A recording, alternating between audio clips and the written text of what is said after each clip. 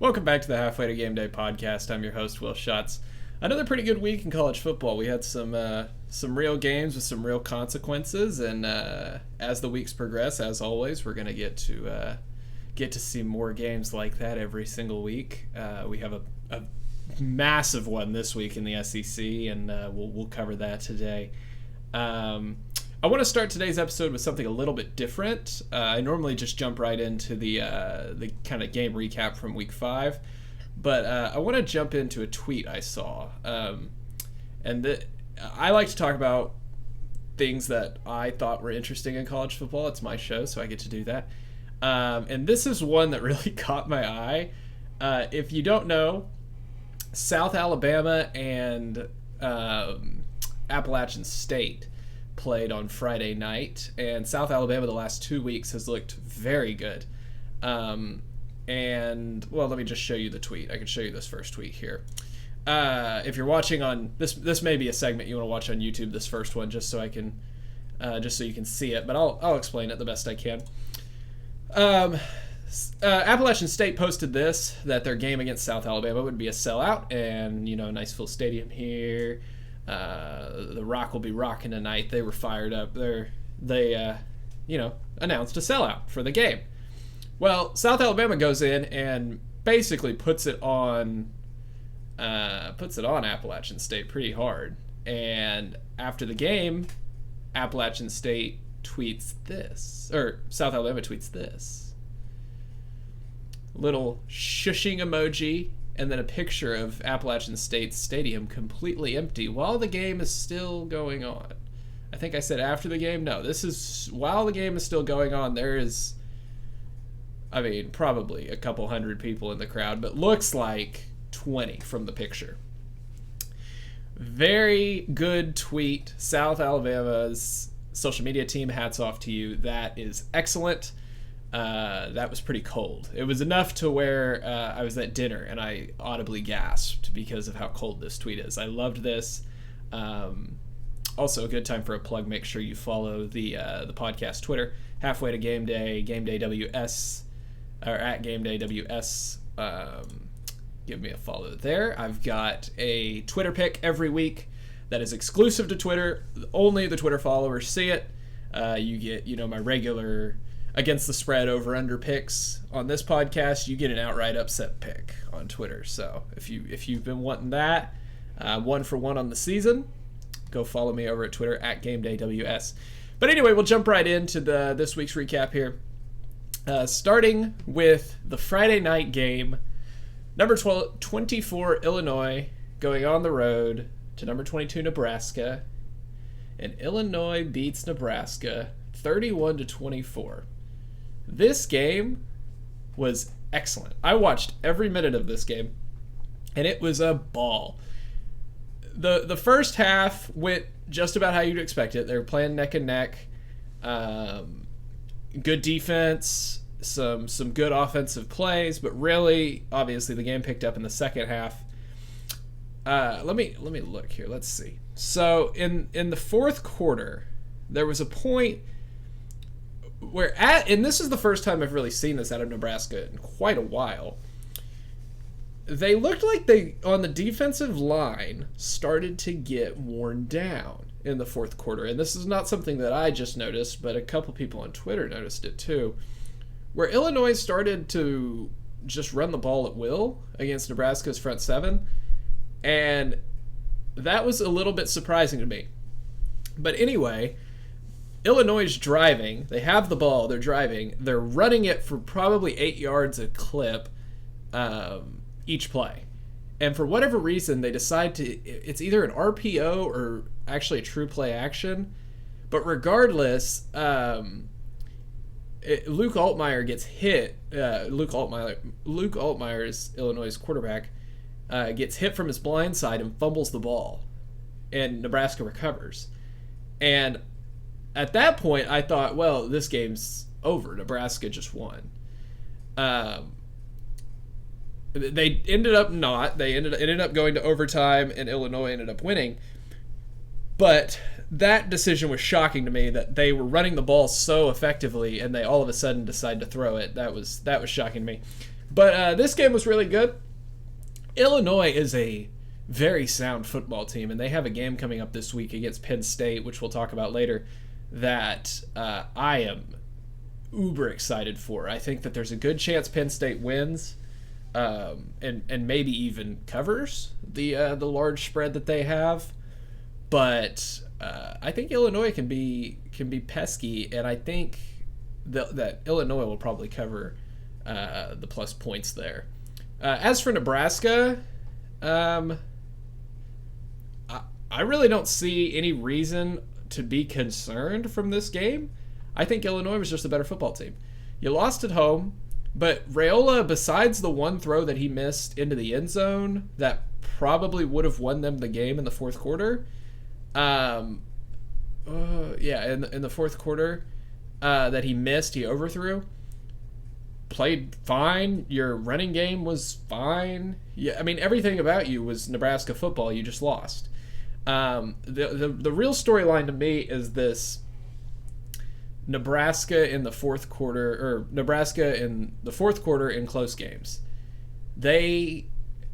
It's amazing because you would think the law of averages, most of like one score games late in the fourth quarter, you'll normally win about 50-50. Good teams will win like 60-40. Bad teams will win 40-60, right? Nebraska is, I think, at like 22% since 2021 or 2020,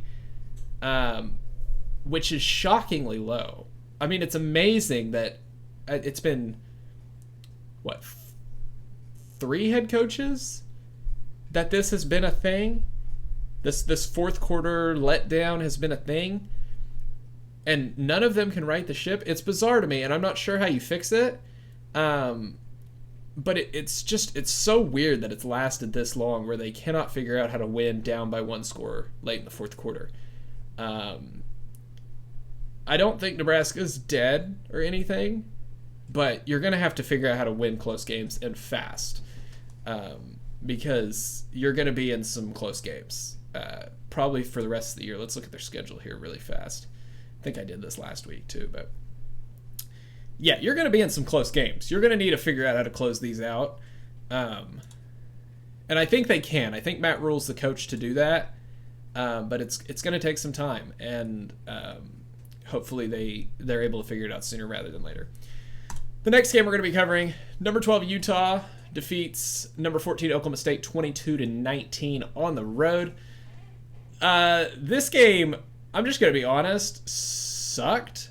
Was pretty bad. It was not a good watch. And I mean, obviously it sucked because I'm an Oklahoma State fan, but I mean, like from just a college football fan perspective, like if you wanted to watch an exciting game, it was not this one. There's been a lot of discourse about what this means for Oklahoma State online.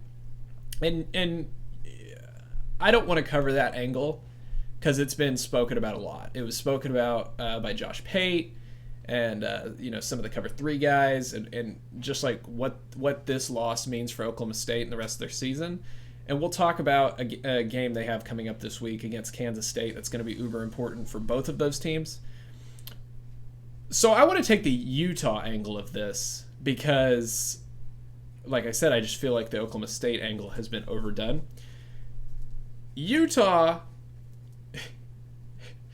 is the most predictable team on the field and the most unpredictable off the field. Kyle Whittingham is a liar in the best way, in the best sense of the word. All week we hear that Cam Rising's going to play. Cam Rising's going to play. Cam Rising is definitely a go. He's going to wear a glove, but he'll be fine. We heard that all the way until kickoff. The only time we found out Cam Rising was not a go is when Isaac Wilson trotted onto the field for their first drive, for Utah's first drive. That is when we found out Cam Rising wasn't a go. But then, Cam Rising or no Cam Rising, it's the same Utah team that we've seen for the last however many years, doing the same stuff to Oklahoma State that they did in the Pac-12 to all of the West Coast schools. Right?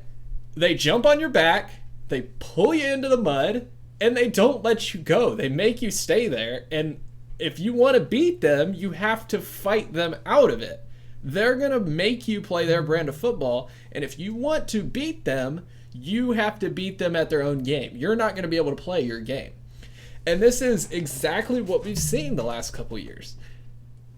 Bravo, Kyle Whittingham. The consistency that you've established with that team is unbelievable, because you know exactly what you're going to get with Utah. And this, to me, is where the debate between Mike Gundy and Kyle Whittingham has a, you can say, look at all these similarities of them, same school, 20 years. They're like, 5 years apart in age or whatever. Look at the records that they have. Look at all of these stats that are basically, they're the same person, right? They have a similar personality even. But one thing I'll say about Kyle Whittingham is he has always done the same thing at Utah. This has always been how he plays. Right? Like, Oklahoma State and Utah recruit at a similar level. Utah recruits at a better level, but similar. Like, Utah's not getting top 10, top 15 classes. They're getting, in the low 20s to 30s. Oklahoma State's in the 30s to 40s, right? So in that range. They have the same caliber of player, but Utah always plays their brand of football. Whereas Mike Gundy, especially in the past couple years, where he used to be like really heavy offense, no defense, has been super heavy pass game, no run game, been super heavy run game, no pass game, super heavy defense, not very much offense, and everywhere in between. Kyle Whittingham has always been this with Utah, and that is mighty impressive. He does not let any of his players dictate his personnel. He lets the personnel dictate what players he's going to go get. And that's impressive. Utah did exactly what Utah does. And Utah, truthfully, with this win, they'll go 11-1 or 12-0. I'm fairly confident. Like, if we look at their schedule here, it's a tough schedule. Tougher than maybe what we thought at the beginning of the year. With BYU, Iowa State, and UCF on the road to end the year. But definitely in the Big 12 title at this point for me. And bravo to Utah. They did exactly what you would think, and not many teams have been able to stop it in these last couple of years. So bravo to them. The next game we're going to cover, Kansas 28, West Virginia 32. This game, here is the issue I had with it. The long rain delay, I feel like, threw Kansas off just a little bit. And West Virginia looked better after that rain delay, right? Like, I can't be the only one that sees that, where West Virginia just came out and they seemed more prepared than Kansas did. It seems like Kansas jumped on the bus during the rain delay and left, whereas West Virginia was able to regroup and play better. West Virginia, bravo. This is the exact same West Virginia I've seen all year. Nothing about this surprises me for West Virginia. What does surprise me is Kansas being 1-3. I mean, this is a Kansas record that we had seen 4 or 5 years ago. 5 years ago at this point, and especially 6, 7, 8 years ago. And this concerns me because Kansas was one of those teams that was a dark horse contender to make the conference title game, and all of a sudden they're 1-3 and 0-1 in conference play. And they had what was it? What was their lead? They had an 11-point lead with 5:39 left in the game,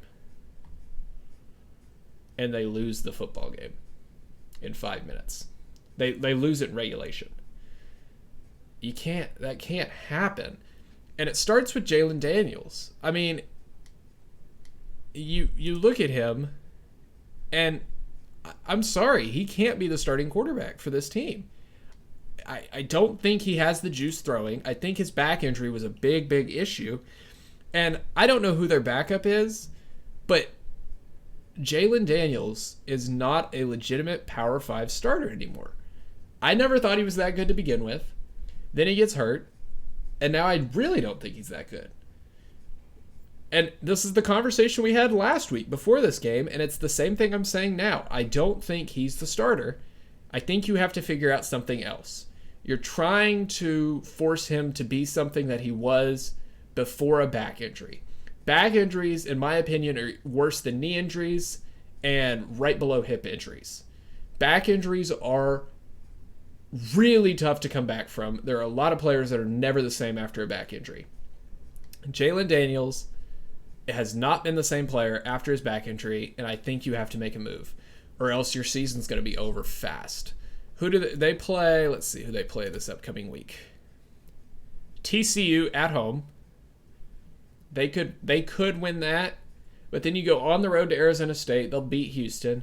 Then Sunflower Showdown in Manhattan against Iowa State at home. On the road at BYU. I mean, it's a doable schedule, really, but you've got to figure it out now. You have to figure it out now. And I'm really disappointed in this Kansas team. Hats off to West Virginia for coming back. You have to give a team credit whenever they come back, down by double digits with that little time remaining. Hats off to them. Spectacular job to win the game and go 1-0 in conference play. Let's see where West Virginia goes from here, and let's see where Kansas goes from here. The next game we'll be covering, number 11 USC versus number 18 Michigan. This was excellent because I think it's exactly what every college football fan wanted to see out of Michigan all year. I get Alex Orji can't throw the ball. But, man, you're Michigan. Run the ball. Run the football. Your team, your entire composition, you don't have that great of wide receivers. You don't have that great of a throwing quarterback. But your quarterback is literally a running back. And your running backs are good. And your offensive line is good. Run the ball. Pull a Utah and pull teams into the muck and make them play your game. And that's exactly what they did here. This is less of a story about being concerned for USC and more of a story about being more impressed by Michigan to be able to do this and get the job done at home. I am unbelievably excited to watch highlights of Michigan all year. I will probably not watch a Michigan football game until they play Ohio State because I don't want to watch a team run it every single down, right? But the highlights will be fun when Mullings is bouncing off 8 guys and busting a huge run to end the game. That's fun to watch. The highlights are fun to watch, but I do not want to watch Alex Orji run a quarterback dive or quarterback power or anything like that on 3rd and 8 in the middle of the game. That's going to make me fall asleep. But props to Michigan. Get your season back on track. You are 1-0 in conference play. This was a conference game, by the way. You're 1-0 in conference play. And, who do they have next? Let's take a look at who they have next here. They'll beat Minnesota. They'll beat Washington. And then Illinois goes to the Big House. Oh, no, they're going to Illinois.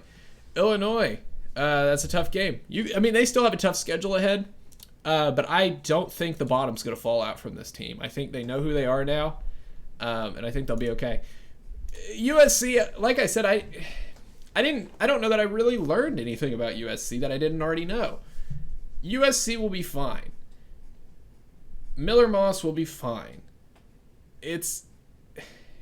You just got beat, man. You just got beat, and that's tough, especially when you get beaten this way, when you just can't stop the run. Even though you know it's coming, you can't stop it. That's tough. You play good defense 98% of the plays, and then the couple plays that they have, they beat you on. So I'm extremely happy for Michigan for them to get back on track because it looked like they might be in real trouble. And with with the old style that they were playing where they were trying to throw it, I think that they were probably not a bowl team. This is a bowl team. This team that's running the ball down USC's throat over and over is a bowl team. The next game we have, Vanderbilt. In overtime, 27. Number 7, Missouri, 30. Now listen, I'm not a 100% bouter, right? I don't always get stuff right. But when I say that I don't like Missouri, I don't think they're an SEC title contender, I don't think that they're really even a playoff contender. I knew what I was talking about. I've said this every week this podcast has been on the air. I've said Missouri is an above average team with above average players playing above average. Above average is not elite. Above average is not very good. Above average is right above average, right? If average for a lot of college football teams is 6-6 and getting to a bowl game, they're playing above average. They're playing at a 7-5, 8-4 level. This Missouri team does not have game changers besides their wide receiver. That's the only guy that's a game changer.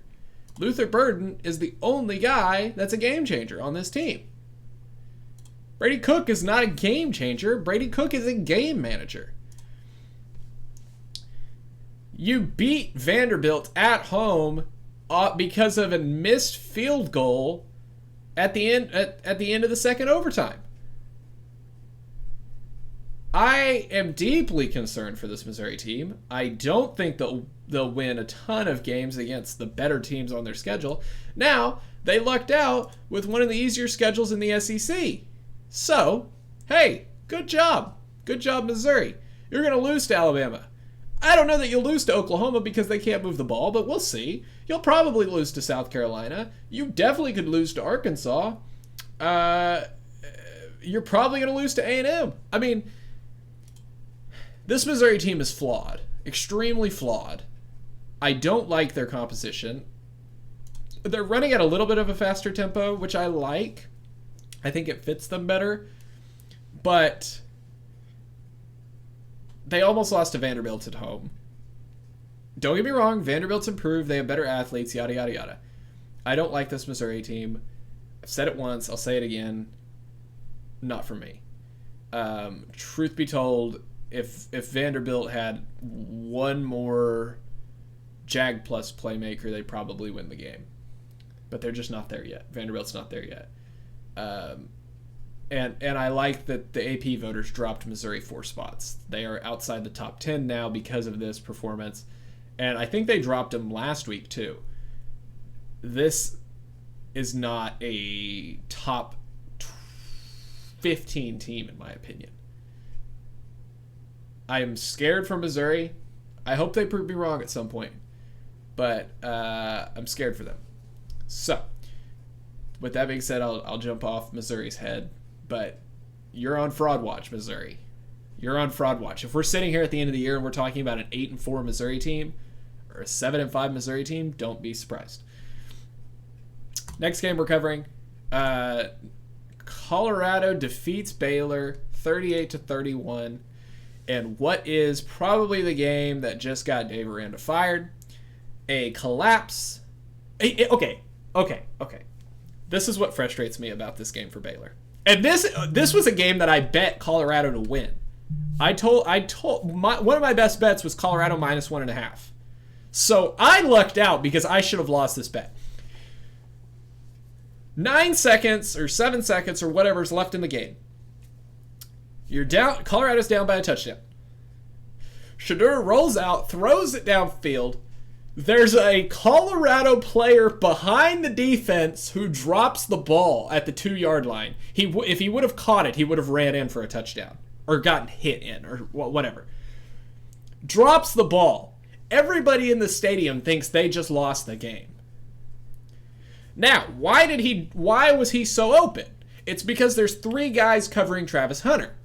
Hey, not a bad idea, But Colorado does have other receivers. It's not just Travis Hunter, right? Travis Hunter is the most special player in college football.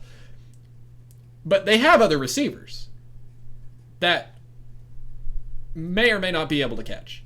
On this play, not able to catch. Hey, you lucked out. But why, any coach should be like, why was that? Why was he so open?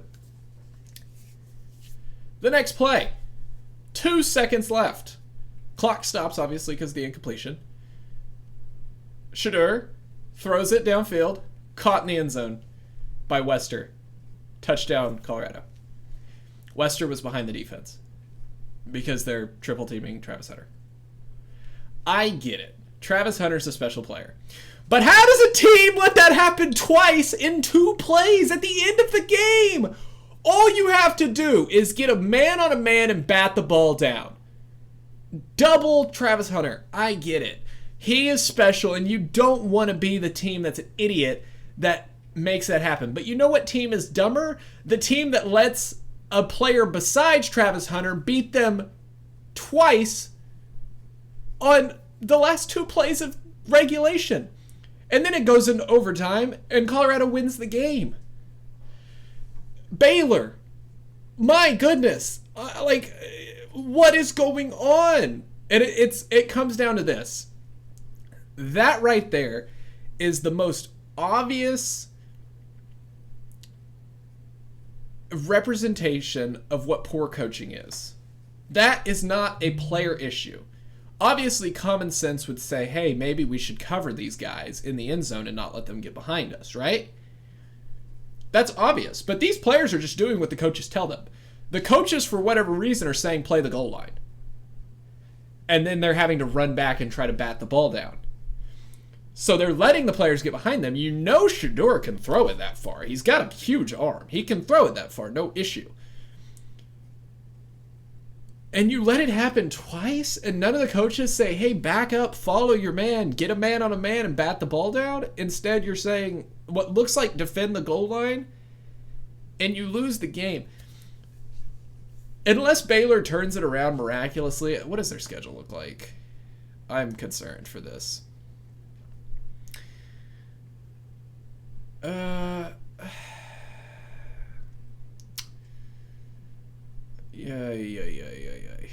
Yeah, they could win some more games, but I think Aranda's done at Baylor. I think he's done at Baylor.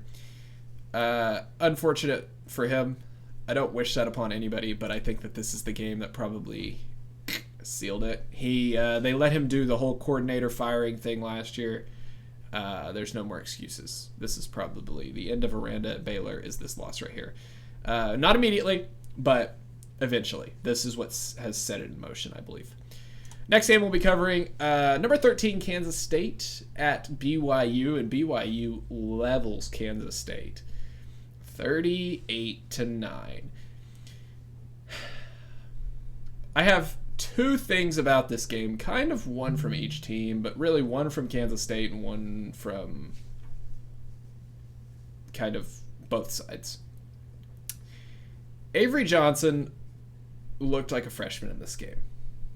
He made some very, very poor throws. He ran good. He ran strong. But he made some very poor throws. Some very, there's one throw, and it's they're almost at midfield, and he kind of throws it towards the logo, and there's a guy standing right there that just it's like he was throwing it to him. He just catches it and takes off.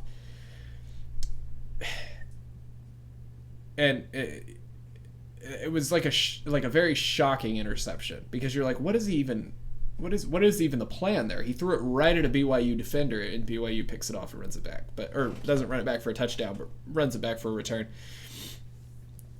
This game had an element of randomness that I don't think is very sustainable for BYU. That's not to say BYU isn't going to win games. They're absolutely going to win games. But here is the thing, and you can kind of look at it on this chart here if you're watching visually. I wonder where kickoff. Okay, so that's probably after the Giddens fumble. So at the end of the half, there is less than 2 minutes left before halftime. Kansas State runs the ball. Honestly, kind of seeming like they're just trying to run the clock out a little bit. And Giddens fumbles. BYU picks it up and returns it for a touchdown. BYU is up 10-6 at that point. Okay. Man, unlucky break. Go out there and take a knee and take it to halftime. No, Kansas State, with the crowd going crazy, decides to put their freshman quarterback back there in Provo at night, which is just an impossible place to play at nighttime. And he throws an interception at their own 30-yard line, and BYU has the ball in plus territory. And then I think 2 plays later, throws a touchdown pass. So it's 17-6 at the half instead of what it was a minute and a half ago where it was 6-3 and you're up. It's now 17-6 and you're down by 11 at halftime. And that, to me, is kind of where, like, that was the only time in the game that I really thought Avery Johnson was super rattled. Like, that interception, he was rattled. He was rattled. But then BYU just sat on him, which is what good teams do. You sit on your opponent, you don't let them come back, you don't let them win. BYU continued to play a clean football game, and they won. Good on BYU. They're ranked in the top 25. Kansas State, we now realize, is what Kansas, and I said this last week, is what Kansas State has always been. And what that is a team who has to play sound football, is going to play their brand of football, but they have to play sound. They can't make mistakes. And that's what they were under Schneider, too. And under Schneider, they didn't make mistakes. Very many, if any, right? Right now, Kansas State, or in this game, they made mistakes. And you see the results. You see a 29-point loss on the road. And that's the result. Props to BYU. They did exactly, what you would need to do to beat Kansas State like this. But there was an element of randomness to this game that almost makes me want to throw it out. But with a 29-point win, a 29-point win, you can't throw it out, right? The win is what the win is. But, BYU muffs a punt and runs 10, 15 yards backwards and then returns it to the house. That's not going to happen all but one time out of a million. So this game's tough for me. Go back and watch it. If you haven't watched this game, go back and watch it. It's just an odd game, and the whole game feels weird. It just feels weird. Big game in Manhattan this weekend for Kansas State. Oklahoma State comes to town. We'll see. That's a Big 12 title eliminator. We'll talk about that game a little bit more later, but we'll see. That's a heck of a game. The final game that we're going to be talking about in full: number 6 Tennessee 25, number 15 Oklahoma 15. Story of this game, I say, revolves around Oklahoma both ways. Tennessee controlled the whole game. They controlled the entire game. Oklahoma had an issue at quarterback, and they made the change to a true freshman who gave them a little bit of a better chance. I don't think Oklahoma's offensive line is elite. And with Jackson Arnold back there, he's not quite as athletic as Michael Hawkins is. And Michael Hawkins was able to run around a little bit and make things happen and has some good speed and showed that he is, obviously, Brent Venables has said it, he's the starter, and shows that decision makes sense. Another thing is Oklahoma's defense is great. I mean, this was a otherworldly effort from Oklahoma's defense, and unfortunately their offense wasn't able to get the job done. But props to OU's defense. They look really good. Tennessee did not earn style points from this win, but they did exactly what they needed to do to win on the road. They went in there, they played sound football, Nico looked a little rattled sometimes, but he didn't make the big mistake. He didn't do anything to cost his team the game. He just went in there and was a game manager, and they ran the football. And that's exactly what you needed to do. This game was honestly probably the least surprising finish that we could have seen. Now, all the intangibles of the game were surprising. I don't know that I was expecting Jackson Arnold to get benched for a true freshman in the second half. But the final score and how the game turned out is not super surprising. You either thought it was going to be a blowout, or you thought defense was going to, on both sides, was going to, control the game. One of my best bets last week was Tennessee -7. I actually alt-lined it. I was going to alt-line it to 13.5 because I was like, there was a good chance that Tennessee would win by 2 touchdowns. I then said, is that too high? I had a gut feeling. I don't know why. I had a gut feeling. And I said, is that too high? Is 13.5 too high? So I drew it down to Tennessee -9 and a hook at +106. Tennessee won by 10 points. So that maybe will be the best bet I made all year. Absolute killer bet. And truthfully, here's the crazy part. Oklahoma missed an extra point. They had a 15-yard penalty, I think, on an extra point that they made. No. They were going to go for 2. And then they had an illegal formation. Backed them up, and the kicker missed the extra point, which would have made it a 9-point win in the end and would have lost my bet. It was just meant to be, in my opinion. That was just meant to be. But I think now that Oklahoma has a new quarterback, we get to kind of see where Oklahoma's at. I believe they play Auburn this week. Yes, they play in Auburn in their first road SEC game. I don't think Auburn's very good at all.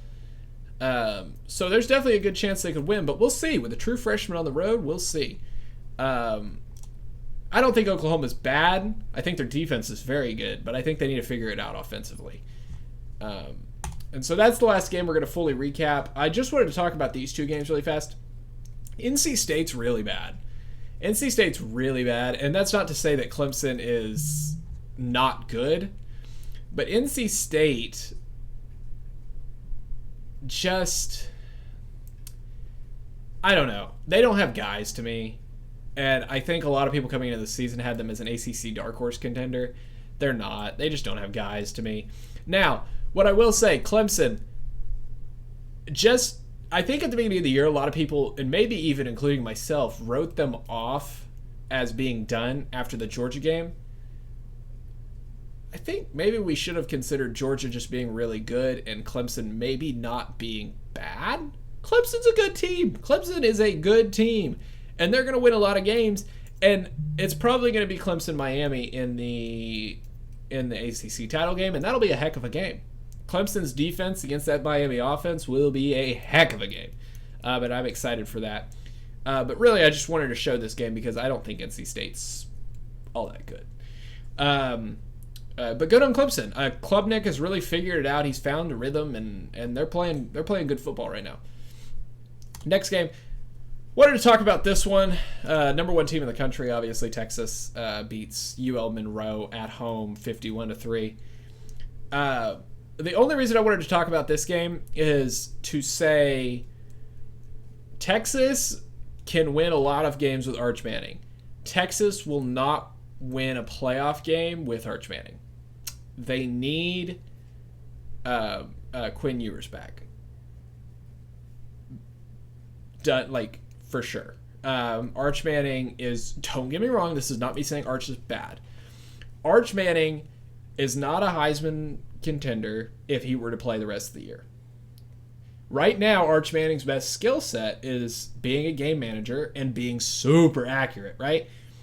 He's a great quarterback. And he will be an elite quarterback. He's not an elite quarterback yet. Texas needs an elite quarterback to win a national title. Quinn Ewers is an elite quarterback. Arch is good. Arch will be fine. in the future. He's just not ready yet. He's not ready to be the starting quarterback of Texas football. He probably will be next year. He's not ready yet. They need Quinn Ewers back to be legitimate national title contenders, in my opinion. I don't think that they're good enough quite with Arch Manning to be that. Okay, so with that being said, let's reveal the updated halfway to game day poll for week 5. If you're listening on Apple Music or Apple Podcasts or Spotify, I will go down the list. There are no changes. So if you listened last week, it is the same poll. I don't think we learned anything different about these teams that makes me say, let's slot this person ahead of this, or this team ahead of this team. Number 1, Texas. They beat UL Monroe like we just talked about. They're elite, man. And when Quinn Ewers gets back, they're even better. They're the best team in college football that I've seen all year. And truthfully, honestly right now for me, it's them in the field. They are very good.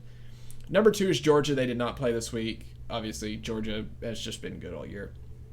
And that Clemson win's looking better and better every week. Number 3, Ohio State beat Marshall. They kind of played around at the beginning of the game. I was not super impressed, and then they put their foot on the gas and won that game. And I think Marshall is probably an okay team. So maybe that win isn't, or maybe that first quarter-ish isn't quite as bad as it looks. Number 4, Tennessee beat Oklahoma. I would have liked to see a little bit more out of Tennessee's offense, but I get it. Oklahoma's defense looked very, very good. It's a Brent Venables-led defense. They looked really good. Tennessee could have been slotted ahead of Ohio State if they would have done more offensively in that Oklahoma game. They did not. They stay at number 4. Number 5, Ole Miss. They beat Georgia Southern. Ole Miss hasn't played anybody yet. They go, I believe, to Lexington this week. Is that right? I believe they go to Lexington. I'm going to look this up really, really fast. No, they don't. They're at home. But regardless, that's really their first team with a pulse that they've played. And then still looking in is Alabama and Miami. I might slot Miami above Alabama right now, but it's still neck and neck, too close to call. But yeah, that's the week 5 poll. I'll recap it here for our audio listeners. Number 1, Texas. Number 2, Georgia. Number 3, Ohio State. Number 4, Tennessee. Number 5, Ole Miss. And then on the outside looking in, very close, are Alabama and Miami. Let's talk about the top 5 games of next week. At 11, we talked about this game a little bit earlier. At 11 a.m., number 20, Oklahoma State goes on the road to face number 23, Kansas State. This, I think, shockingly for a lot of people, is already a Big 12 title eliminator game. This is a league where a 2-loss team could make the Big 12 title, but with how much help you would need from both of these teams if you lose, or how much help you would need if you were to lose this game on the side of both these teams, it's unlikely. Like I said, that's why it's one of the games of the week here. It's a Big 12 title eliminator. It being in Manhattan is a huge help to Kansas State. They have played much better at home than they have on the road. So do with that what you will. 11 a.m. kick. That's going to be it's going to be a good one. 11 a.m. Also at 11 a.m., number 22 BYU goes on the road at Baylor. And you might be thinking, well, why is this a game of the week? When I was looking at bets this week, something caught my eye. And this was the only bet that made me think and stop and say, why is that line what it is? Baylor's a 3.5-point favorite. Granted at home, but against number 22 BYU. They're a 3.5-point favorite. BYU is plus money. What is Vegas trying to tell us? Because it would be easy to think, slam dunk home run, bet BYU, get your plus 106, and get out. What does Vegas know where it's minus 3.5 Baylor? That's my question. this Baylor team hasn't proven that they're able to win games. And, that was just one that caught my eye. Made it a game of the week because it's something I'm going to be watching. At 2:30 Central, number 15 Louisville. Number 15 Louisville versus number 18 Notre Dame. This game last year was excellent in Louisville. This game this year I think will be excellent too. This is what I'm going to be watching closely. Talked about this one a little bit earlier too. At 6:30 Central, number 19 Illinois versus number 9 Penn State. Penn State, I believe, likely covers and wins. But man, imagine we're talking about a 5-0 Illinois with wins on the road, at Nebraska and at Penn State in back-to-back weeks. We might be living in that world at the end of this weekend. We'll see. Penn State's got some guys out. I think they're getting a couple guys back. Illinois, it's going to be a tough environment. It's going to be a tough environment for them to win in. I think Penn State wins, but man, that could be a really, really good one. And then obviously the game of the week. I don't even really need to talk about this. Everybody knows the storylines for this one. Number 2 Georgia versus number 4 Alabama in Tuscaloosa. Oh, baby, that's a heck of a game. This is SEC title rematch. Can Georgia get their revenge? Nick Saban's no longer there. Can Kirby Smart exercise the Alabama demon on the road? That stadium's going to be insane for this one. I'm excited for these nighttime games. That nighttime slate is elite. That is obviously my game of the week. It's everybody's game of the week. When number 2 and number 4 play each other in the regular season, it's absolutely your game of the week. So let's go on to our bet recap from last week. I had Cal plus 2.5 versus Florida State. I figured Florida State would just lose again. They did not. Florida State won a football game. Congratulations, Florida State. You're 1-3. You beat Cal. You defeated the woke agenda at Doak Campbell. So that was a miss on my part. We talked about this one earlier. Tennessee -7 versus Oklahoma. That one hit. That -7 hit pretty good. The -9.5 I ulted it to also hit. So hey, we take that. Baylor versus Colorado. I took Colorado -1.5. That hit.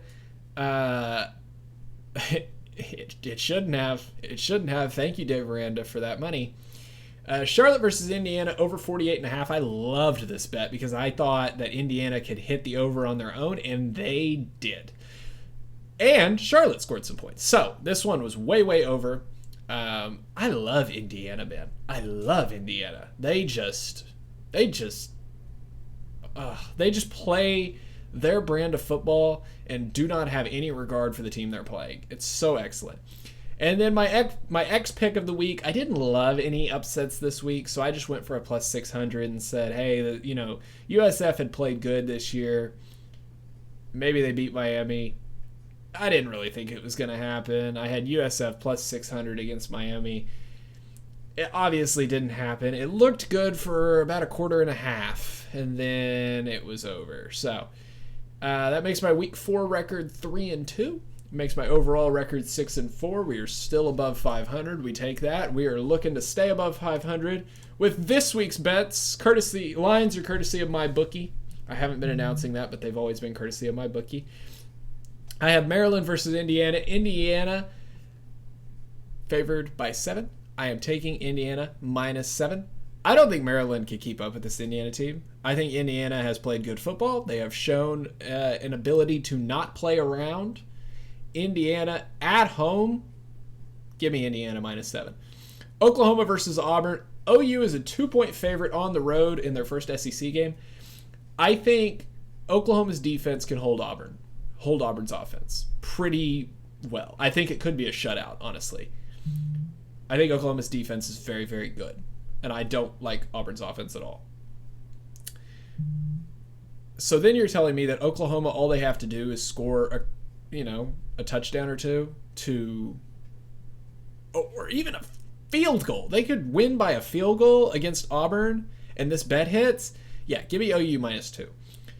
Georgia versus Alabama, under 48.5. This just has the makings to me of a game that's an old school SEC game. Grind them out, run the ball, beat each other up. This is one that I think just the clock will be running the whole game.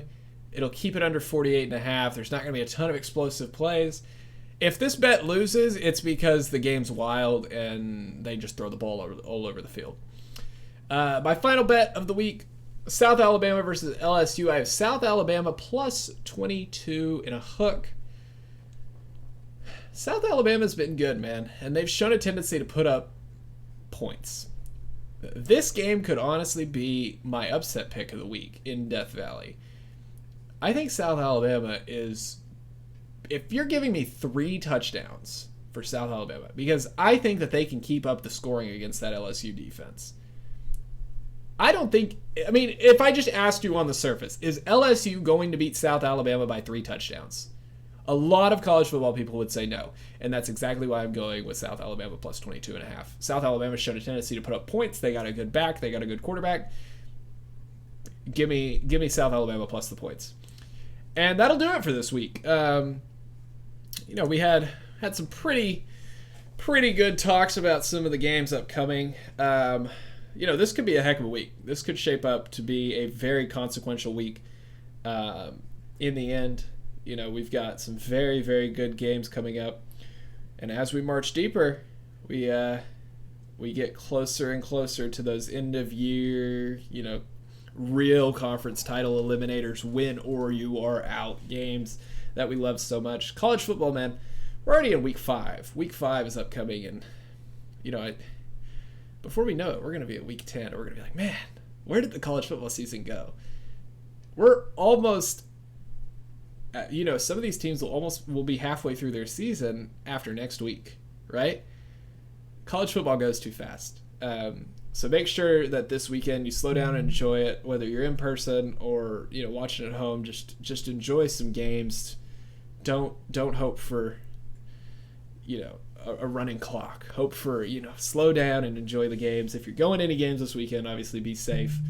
We want everybody to get home. Enjoy your team. Hope whoever your team is, hope they win. And then if they lose, I hope you fire your whole coaching staff, of course, because that's always the answer after a loss. So, like I said, everybody enjoy your college football weekend. Enjoy the NFL's been good too. Enjoy your NFL weekend, and I will see you back here on Wednesday, of course, like always, on another halfway to game day. This has been Will Schatz, and see you next week.